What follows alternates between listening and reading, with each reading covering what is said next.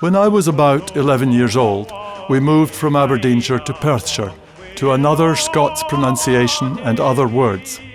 We flitted many times when I was a boy, meaning we moved house, maybe half a dozen times.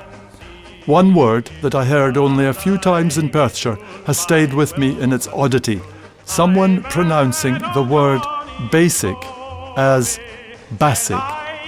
Then there was also his pronunciation of idea as ID, reduced from 3 syllables to 2, as if referring to identification by saying ID. The speaker I heard saying these will be dead now, and maybe the usage will be too, the chance being that it was his own personal pronunciation. The same speaker, though, used Firth, F-U-R-T-H, instead of outside or beyond. Strangely to my ear, he said, "Firth o' that I cannae think," except to say the Scottish Firth exists in the much more common comparative adjective further. I recall as a young lad starting secondary school in Perth, hearing a reformed past tense for the verb to jump. I told my schoolteacher mother what I'd heard. She admonished me not to bother with that kind of thing. The usage in Perthshire was jamp, perhaps still is, and the past tense of brought was sometimes heard as brung. Interesting that it wasn't brang. There was a home farm near where we lived in a tiny village in Perthshire. The farmer's father-in-law, Mr. Heggie, lived there. He was ancient, from another era. He would have been working the land as a young man in the early 1900s. I knew him when I was a schoolboy in the 1960s, when Mr. Heggie was in his 80s. The farm belonged to the estate, which used to be lorded over by the people in a big house on a hill. Their descendants then, just 2 unmarried daughters, Miss Betty and Miss Jenny, as they were referred to, never using their family name of Robinson. Mr. Heggie would talk only of times past, especially his memories of twa pair and a ploo, 4 draft horses, huge Clydesdales, pulling a plough. He had no time for tractors. Only by horses could you achieve a straight furrow. He'd say, "There's nothin' like twa pair for pooin' a plough straight and true." I don't doubt that there were a few tatty bogles in the fields he ploughed, because even in my childhood I saw rough homemade scarecrows. Interestingly, the direct translation of tatty bogle is potato ghost. In October in Perthshire, the schools had 2 weeks off for the tatty holidays, the time of howking up the potatoes. So I would join lots of other young lads and lassies helping with the gathering of potatoes. It was great to have a couple of weeks off squeal, as they say in Aberdeenshire, or in Perthshire, skill, and getting paid for helping with the tatty howking. For sure, better than going to the squeal or the skill. As I've already said, get a row in Scots is get a telling off. I would quite often get a row from my mother, who wanted the best behaviour from me, but seldom did I get told off by my father. The worst perhaps him saying I was a bit daft, even going as far as to say in fun, "You boheed," which can be bald head, a stupid person, or bald head. But I don't think that description fitted me then. I would also hear my father saying about someone complaining a lot, "He's aye greetin' aboot something." There must be a connection there to regret, from Old French, meaning lament. It's time for a few wee funnies, or some might say something even odder. Anyway, just some light relief, like Sir Patrick Spens in an old Scots ballad we did at school. The first line that Sir Patrick read, aloud loched he. The next line that Sir Patrick read, the tear blinded his ee. OK, maybe the following won't go that far, but I hope for a wee smile. For this one, you must realise that dog in Scots is Doug. Willie in a pub greets his friend Dougie, who says to him he had to put his dog down, and Willie says, "Does that mean we have to call you Douglas from now on?" This reminds me that I would hear, "Has your cat died?" which I always took to mean someone was looking sad, but on checking, it's used jokily if someone's trouser legs are a bit short, something to do with half-mast. Then there's a great crossword puzzle clue I saw recently. Theme park reportedly doesn't touch down in Scotland. 10 letters. To get it, you'll need to understand that for does not or doesn't, Scots say Disney, as in, he doesn't ken the answer. That's probably more than enough of a clue for that clue. The region south of Edinburgh is rich in Scots dialect, strange words and variants. Linguists have a field day studying the speech of this region.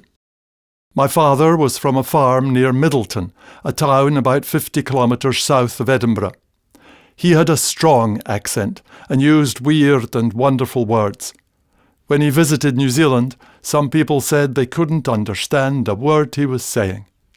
It's certainly true that he didn't make much allowance for different situations and listeners. For example, he seldom used the words clean or wipe. He would use the German-sounding word dicht, and a cleaning cloth was a dichter. I can hear him now saying, "Gee de dicht," or "Where's my dichter?" Actually, dicht is a German word. It means tight. Maybe that's how tight becomes ticht in Scots. There again, maybe not. He'd also say, "Gee de scart," Scots for scratch. He would use stot often, as in, "Gee the ba a good stot," or "He was stotting about all over the place, the worse for wear." He'd also use a Scots word for to turn something quickly, as in "Gie it a birl," "Gie it a good birl." There was also dirl, meaning vibrate, as in "I hit it and made it fair dirl." Another common word was shugle, my father saying the likes of "Gie it a good shugle." So I would shake the container or whatever it was. On looking this word up, the meaning shows as a gentle shake, such as trying to hear what's in a parcel held up to your ear. Maybe you can give something a good shugle, but gently. Both my parents would say there's nae druth in the air. It's too damp to do the washing and hang it out.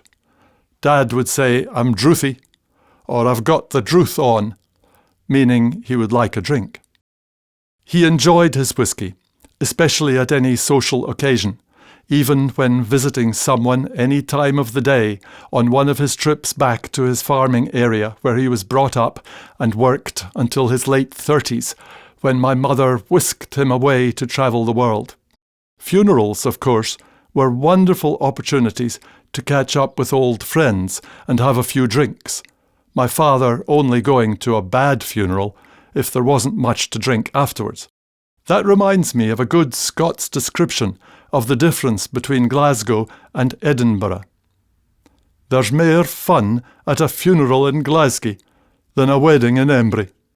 My father would sometimes use the word whisky, but more often it was just a nip or a dram, referring to the measurement, which actually isn't any official amount, not like a quarter gill in Scotland or a fifth of that in England.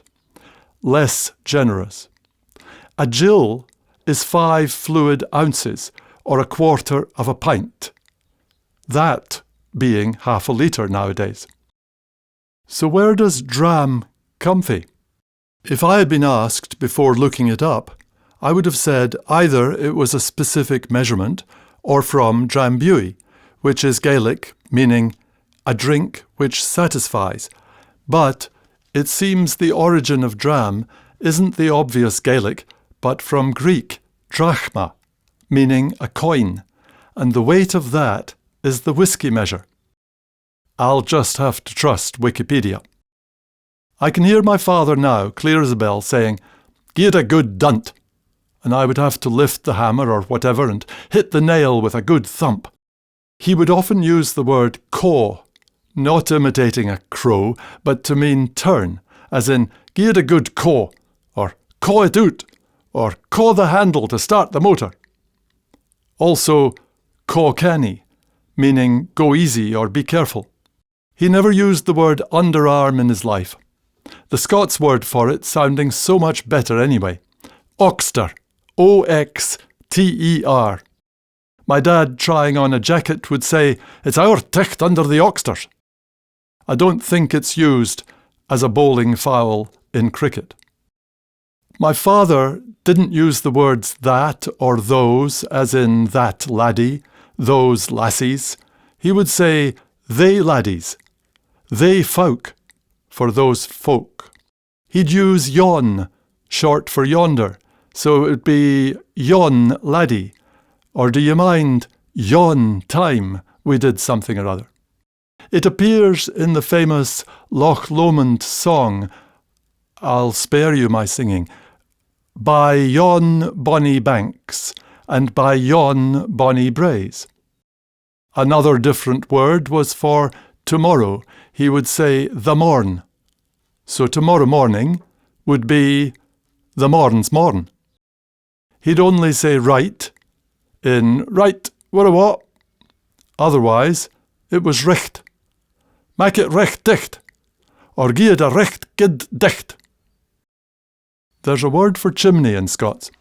My father always said lum, as in the lums fair reekin. The last word, as in Edinburgh's nickname a long time ago, Auld Reekie. So smoky black was it from coal fires. Lum is probably from the Latin word lumen, meaning light. In England, lum is a wooded valley and deep pool, and also, according to Wiktionary, the same meaning in Scotland, but I've never heard it. My father never said cold, it was called. And head was heed. Well was wheel, hand was hon, off was aff, down was dune. A bridge was a brig, and fine or good was braw, a word originally from the Gaelic. His ears were ma lugs. A football was a fitba. Call was caw. Round was run. Fall was faw. Wall was waw. Hall, as in H-A-U-L, was haw. So he would say, "Haw it done." He'd say rang for wrong, or sometimes that's no recht. His own house was my ain hoose, or if feeling proud, he'd say it was, "Oh, my ain work." Pull became poo, tight was ticht, out was oot, or just oo, with the glottal stop there. So he would say, "Pu ticht," or "Pu oo." No wonder non-Scots had a tough time understanding him. Farm was ferm, which my father had full license to use because he was a farmer. My mother would say, "Stop that girning, or you're aye girning for something." That's complaining, making a querulous sound, surely onomatopoeic. "I've had enough of your girning." She also said "coothie" quite often. It can mean cosy, but her usage was for people. "He's awfy coothie," giving it the meaning of friendly and sociable. So she'd also say someone had no couth or no manners, a rough person. There's hearing and understanding, but speaking and trying to put to use the same words yourself is often a different beast. I mentioned before that my father would say heim for home, but I don't recall my mother using it. Similarly, my mother would always say window. But my father would say, "There's a snell wind coming in that windy."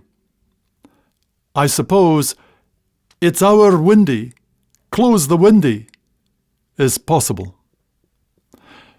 I can hear my father now saying, "Gi's a wee dod o' yon," asking for a little portion of something, possibly not whisky though, more like you'd have heard an awfully big dod.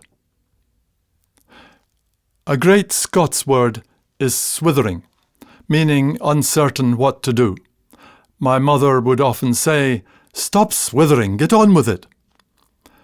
I really like the old word forby, heard it often, as in forby that, there's yen mair thing to consider, or besides that, there's one more thing.